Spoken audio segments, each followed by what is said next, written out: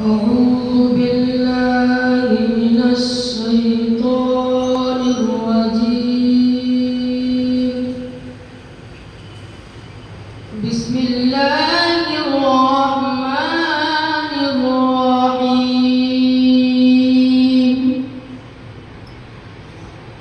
والتين والزيتون وطور سينين وهذا البلد الأمين. لقد خلقنا الإنسان في أحسن تقويم